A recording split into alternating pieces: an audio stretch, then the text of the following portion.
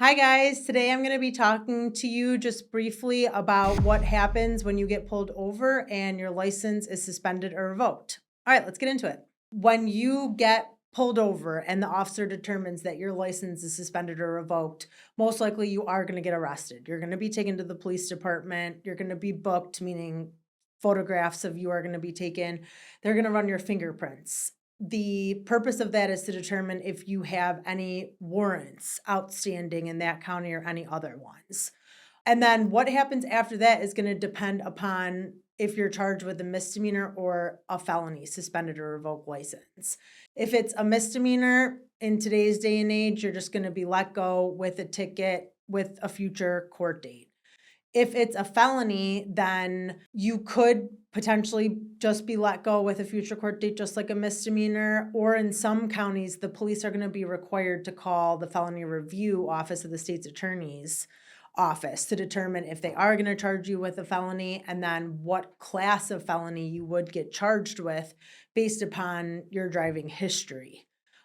Based upon your criminal history and your driving history and the class of the offense, it is possible you could be held to be taken in front of a judge for a detention hearing, but that would be very, very rare, and your criminal background would have to be like egregious in that situation. So typically, you're going to be let go and just given a future court date. Driving on a suspended or revoked license is a serious offense. The minimum charge is going to be a Class A misdemeanor, but you could be charged all the way up to a Class 1 felony, and that would depend upon your background and how many prior driving on suspended or revoked license convictions you have in your background. Either way, though, you are looking at jail time or prison time at the maximum on the offense.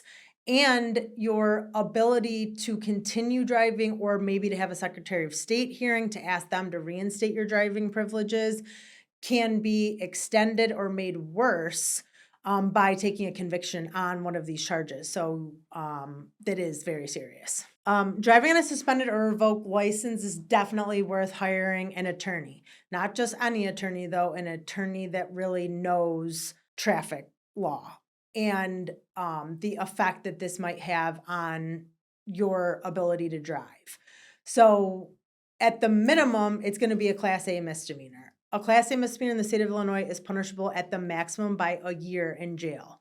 It can also be a felony depending on your background. So no matter what, you're required to have an attorney. The only issue then is going to become, do you want to have a private attorney or a public defender? Hiring an attorney that is very familiar with traffic laws and the impact that one of these charges is going to have on your ability to drive is crucial, because there's kind of two aspects to these charges.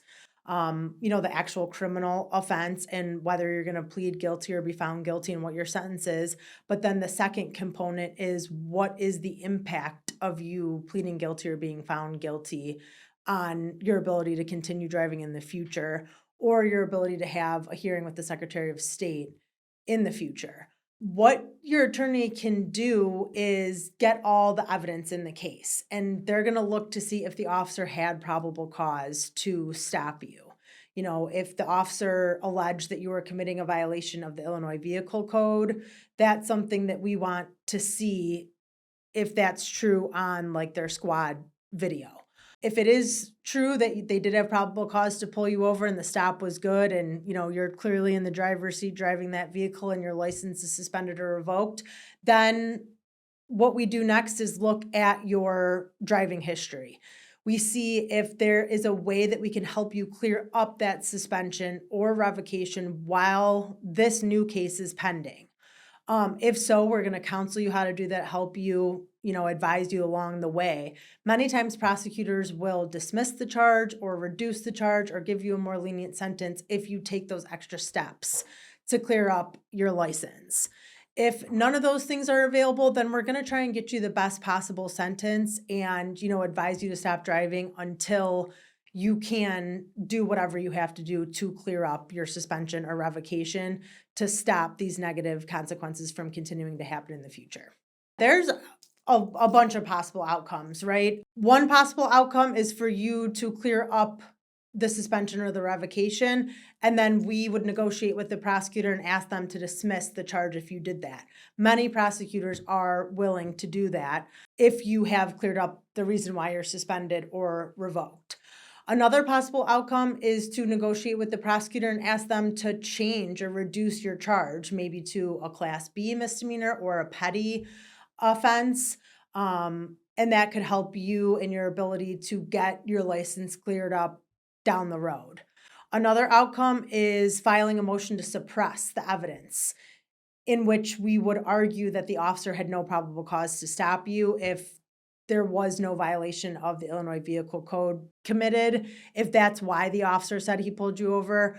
Of course, driving on a suspended or revoked license, if you're driving your car, all the officer has to do is run the plate, see that you're suspended or revoked, and that's enough to pull you over, even if you haven't been committing a violation of the Illinois Vehicle Code. But a lot of times our clients in this type of situation are driving somebody else's car. So a motion to suppress based on probable cause is an outcome. And then the other outcome is just negotiating with the prosecutor to get you the best possible deal. On a first time driving on a suspended or revoked license, you would be eligible for the minimum sentence, which is court supervision, and that's not a conviction.